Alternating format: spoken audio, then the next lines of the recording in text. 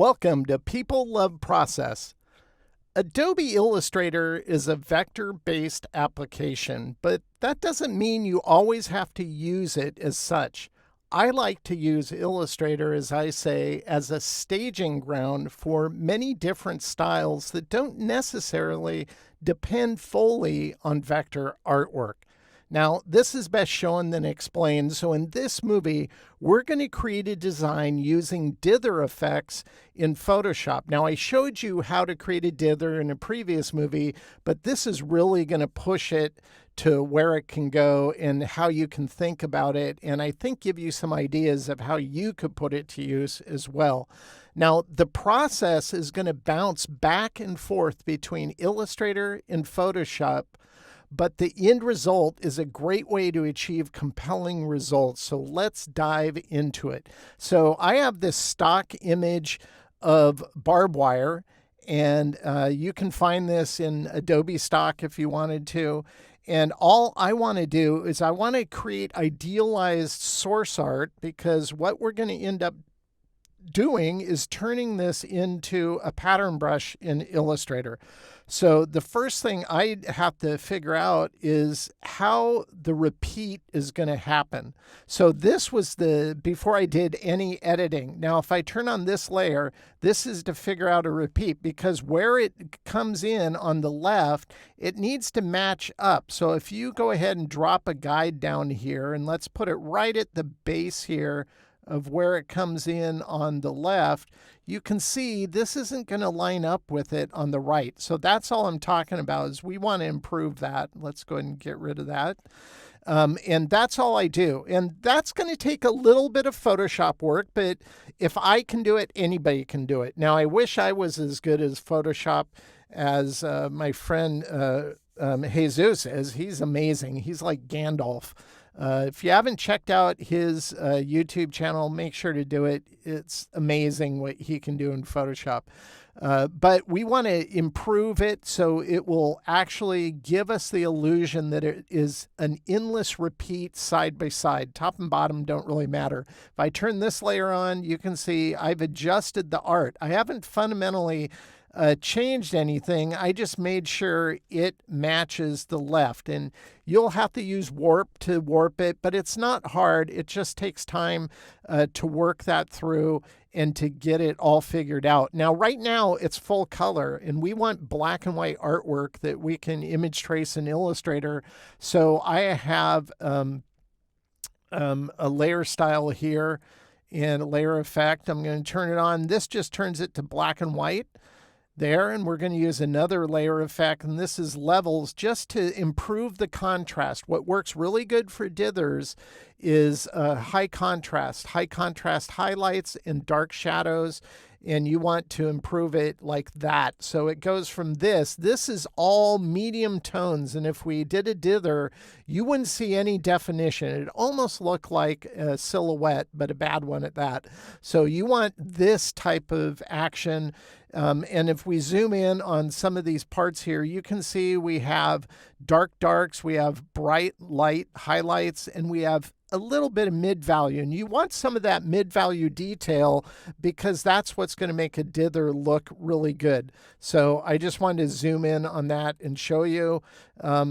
Again, this is the type of thing anybody can do. Now, we don't need this whole empty area on the right-hand side. So I have a selection pre-saved. I'll just select it. And all we're going to do is we're going to crop it like that, because from this point now, all I'm going to do is I'm going to save this out as a TIFF image, and then bring it into Illustrator, and we're going to turn it into a vector-based pattern brush. So we're going to switch over to Illustrator now, and I want to show you how we do that once you get your artwork to this point. So to quick switch, we can just go Command Tab, and we'll go over to Illustrator, open it up, and here's the image we had created in Photoshop.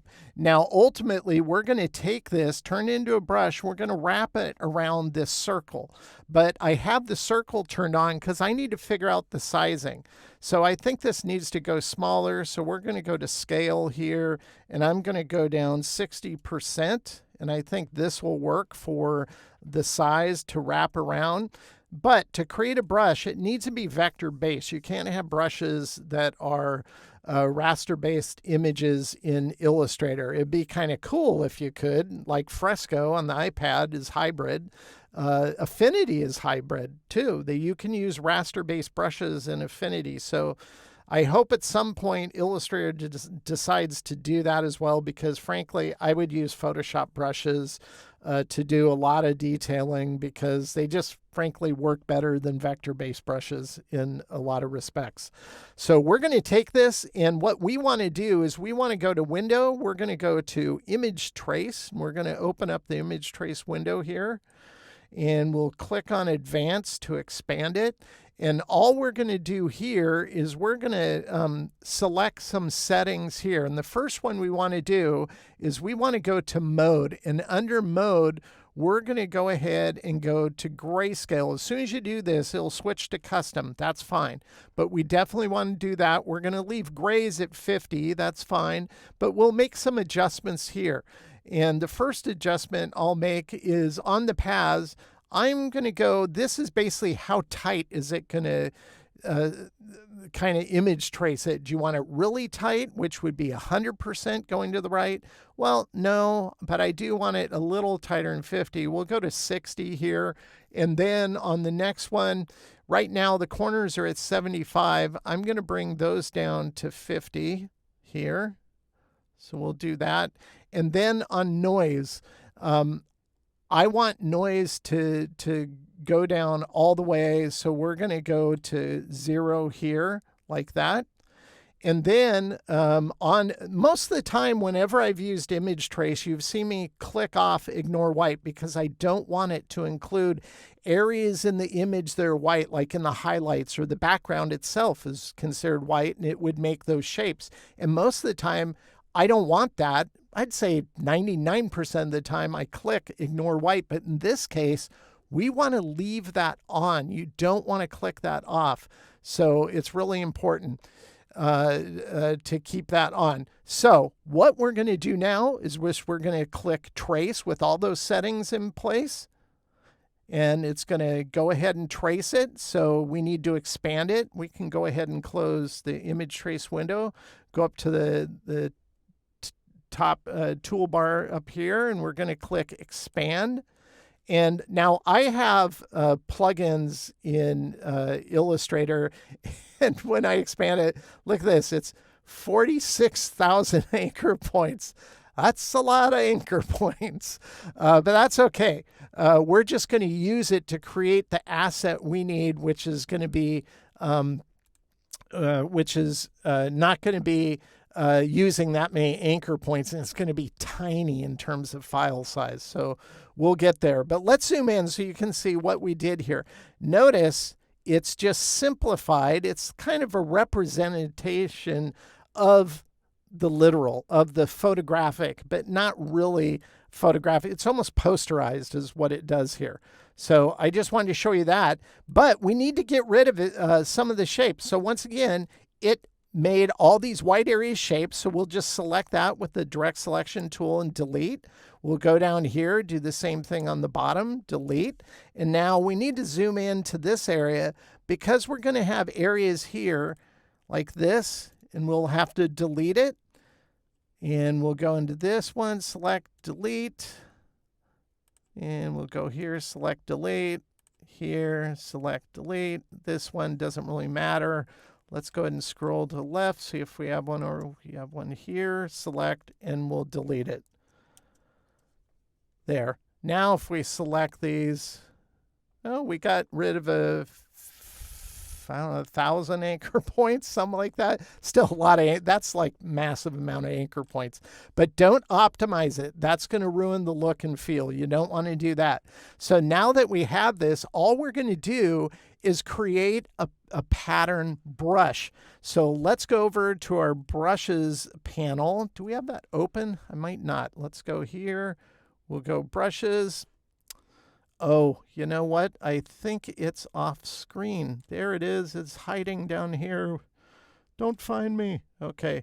Now we're going to go ahead and create a pattern brush. All we have to do is select the artwork that we image trace. We can click the plus button. It'll say what kind of brush. We want a pattern brush. We'll click OK. It's going to open up another window. And you can see it's kind of chugging along, 42,000 or 44,000 anchor points a lot. Illustrator always defaults and says, hey, I can kind of create a corner for you. No, we don't need it.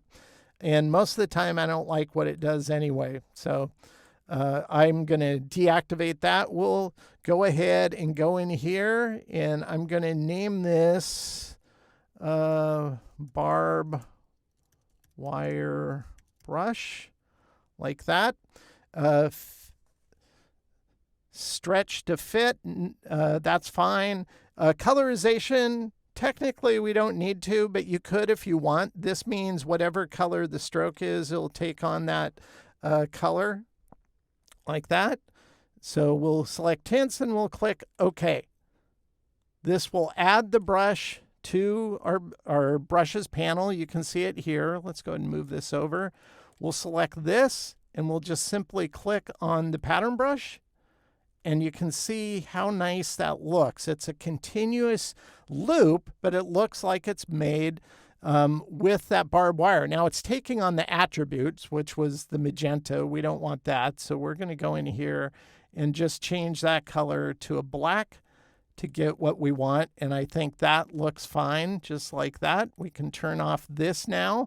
We're going to turn on another circular shape because I want it to be two, like they're intertwined type of thing, very cowboyish, if you will. And we'll go ahead and we'll color that stroke black, so when we apply the brush to it, it'll look nice. So there's that, and I think that looks pretty good.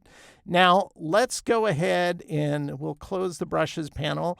What I want to do now is this is where I'll take another part of reference that I'm going to dither eventually, but I always size them first in Illustrator to figure out what size I want to create it. So this was a stock photograph, and I want to go ahead, and so I brought it into Illustrator just to see where I want to compose it. And as I did this, I'm looking at the art and I go, and that art looks, it looks pretty good, but I don't like how kind of, I don't know, cluttered it's looking over here. I don't like that this one, the first one we applied, is kind of hidden behind this horn. So all I want to do, it's on a circle, so I can just immediately just rotate this. And I'm going to do this visually like this. That's not bad, but I think it needs to have more distance away from that horn.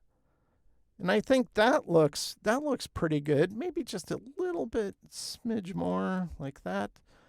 That looks good. And I think that just makes this simpler here and reads better. So that's all I did there. Now that I have that, and that's what you want to keep in mind. Don't build everything independently. You need to be making visual calls to avoid tension and improve design. So I always use elements, even if it's not the final. This isn't the final skull because that's going to be dithered as well. Our barbed wire isn't even dithered. That's what we're going to do next.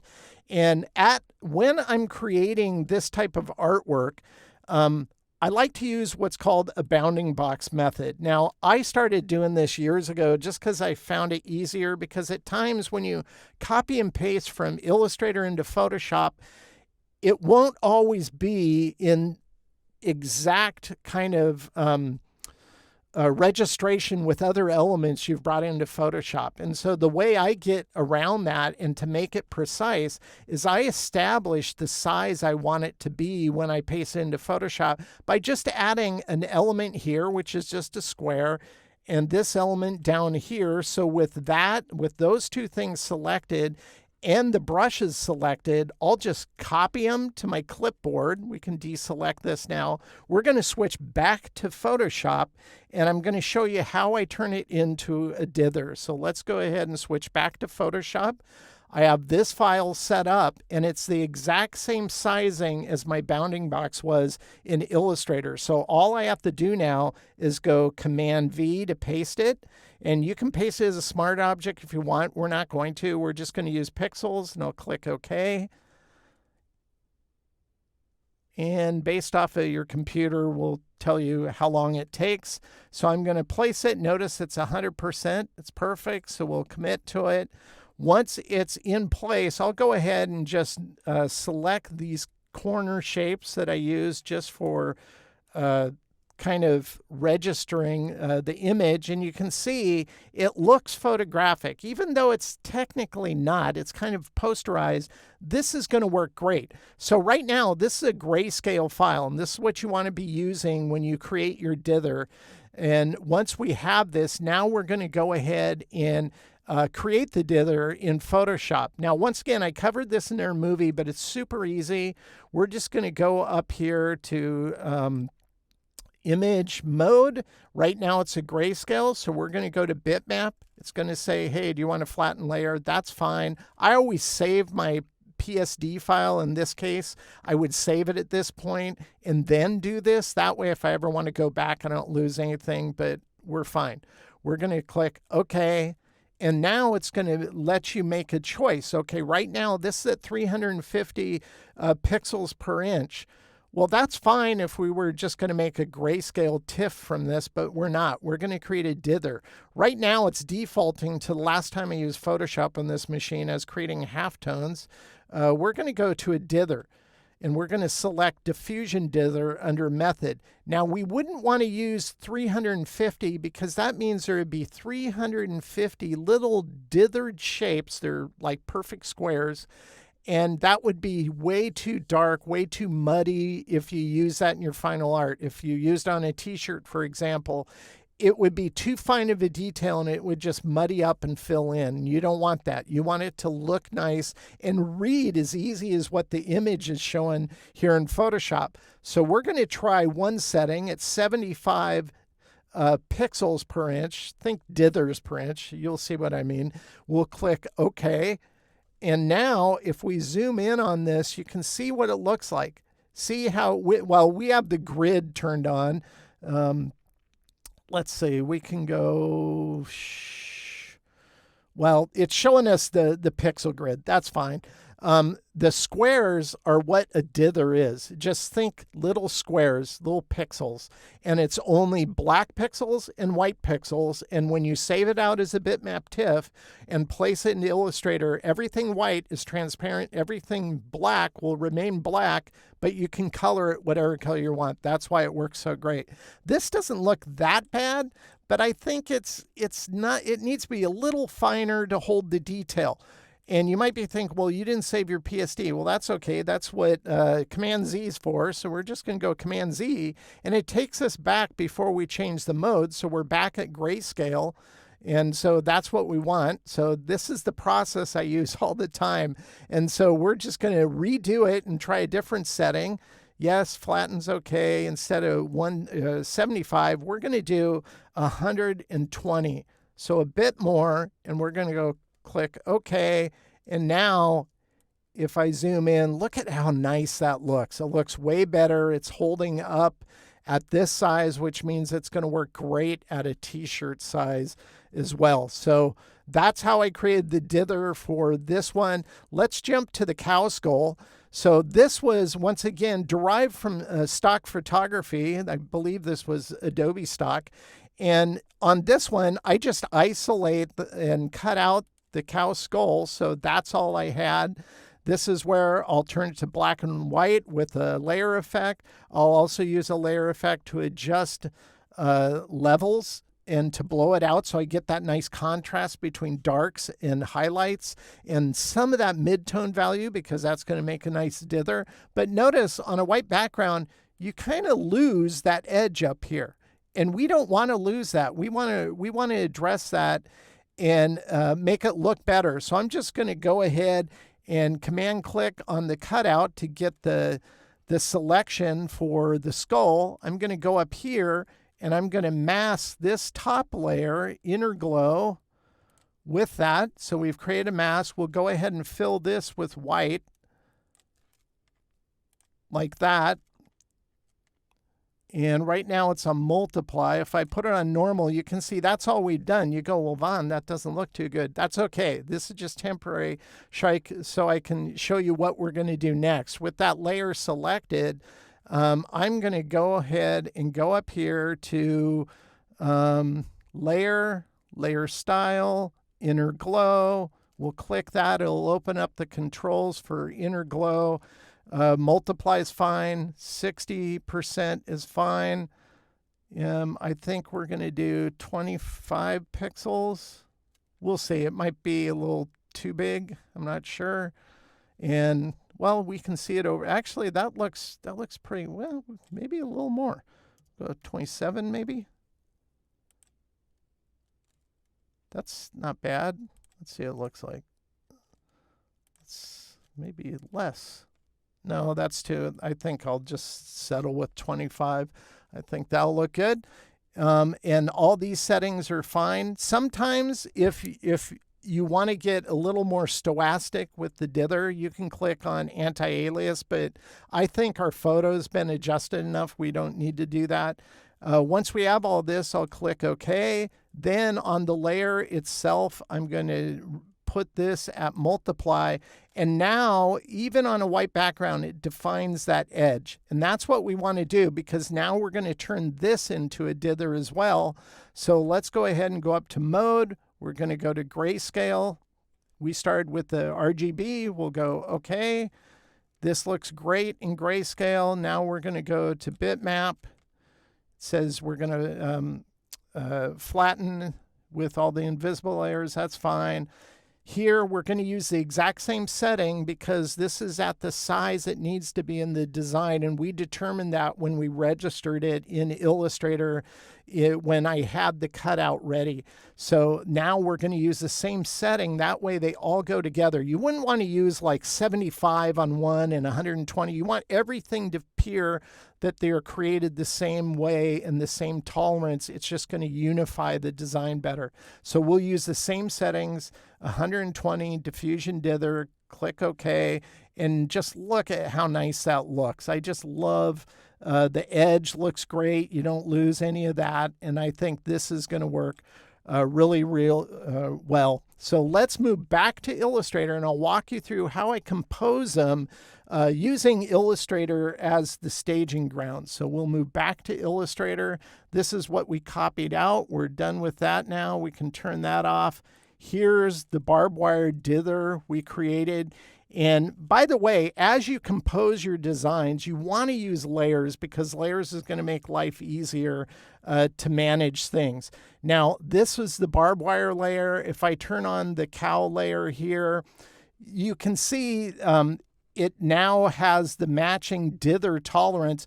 But one thing I want to point out, if I zoom in on this, notice you can see that barbed wire. If I turn this off, it's showing up inside the horn. We don't want that. So this is where I'll go in and I'll just create a really simple shape. Let's change the stroke to like a hairline so you can see it. And you wouldn't want to try to image trace this bitmap TIFF. That'd just be a nightmare. So all I did is because it's symmetric, I did one side, then reflected it over to the next.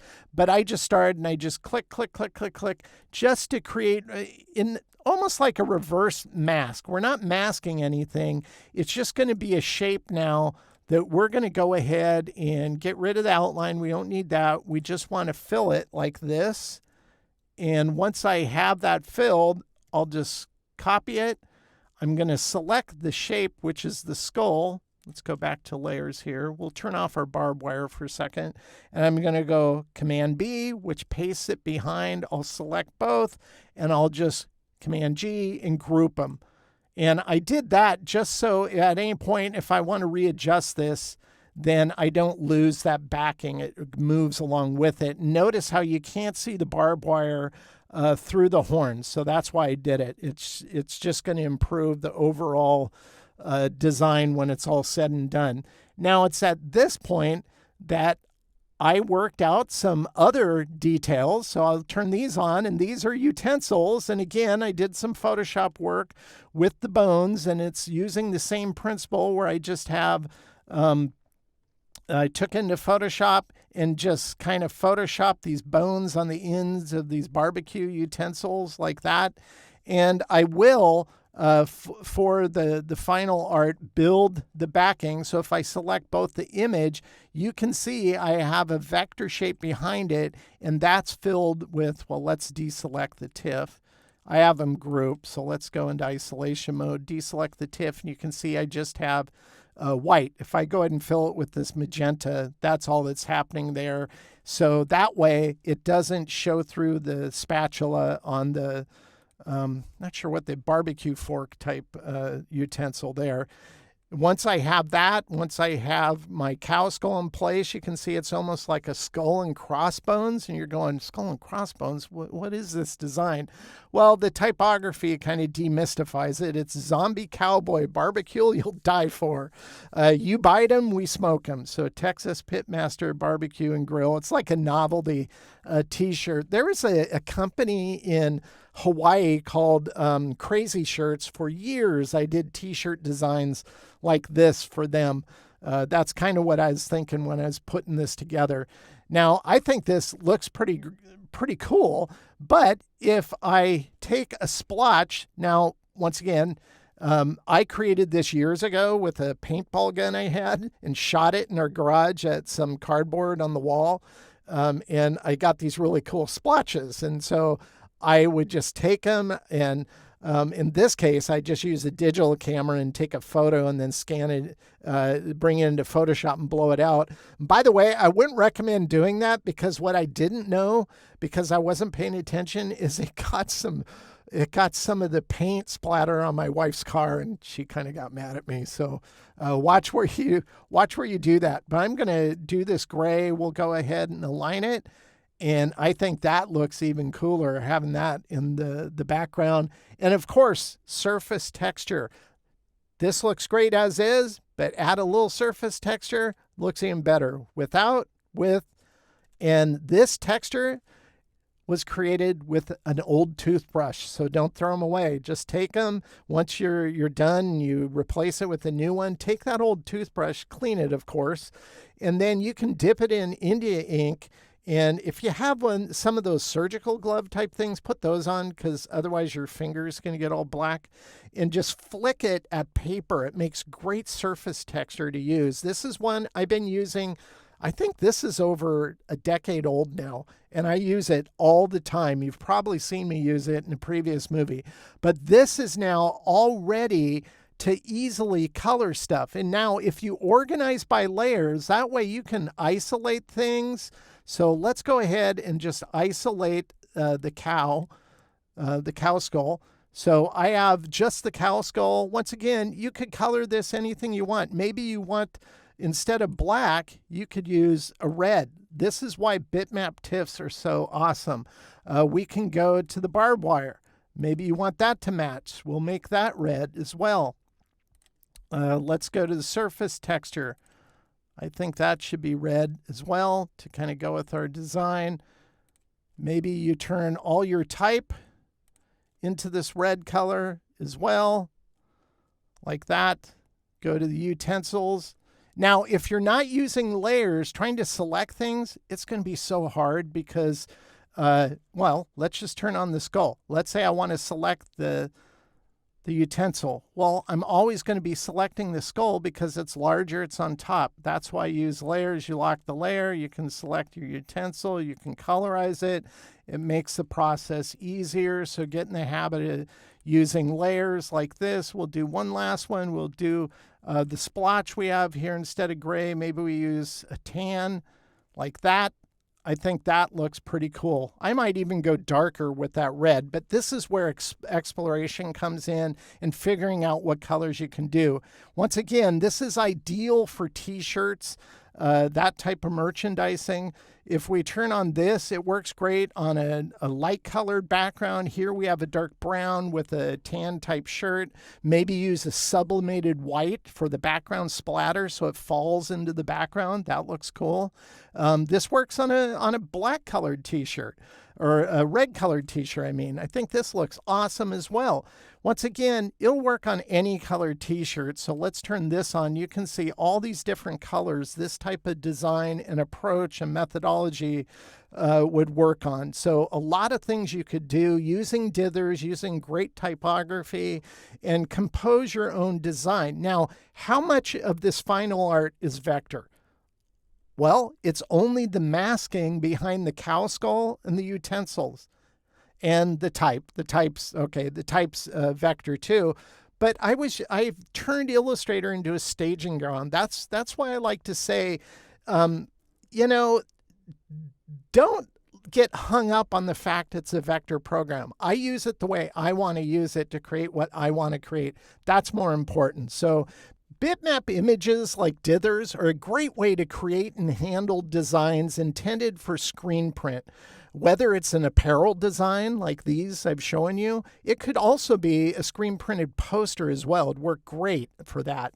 It still amazes me, though, how small the actual bitmap dithered TIFF images are. So if you get access to the exercise file, check that out. Just look at the files. I believe they're like 25K. It's nuts. It just makes it so easy to use. So I encourage you to give this workflow a try and see what you can create using this methodology for your own designs. I think you're going to have fun with it. A public shout out to a new channel member, John Hasselman. Thank you for supporting the development of content for this channel. It's wonderful people like you who make this channel possible. So again, a huge thank you. I really do appreciate it. If you like this movie, you can get access to the exercise files, of course. Those are always available via the link in the movie's description below. Doing so also supports this channel as well. So thank you to everyone who watches and for those who get access to the exercise file. You're helping me create new content as I move forward. Thank you again for watching People of Process. And as always, I hope this content helps you to improve your own creative process.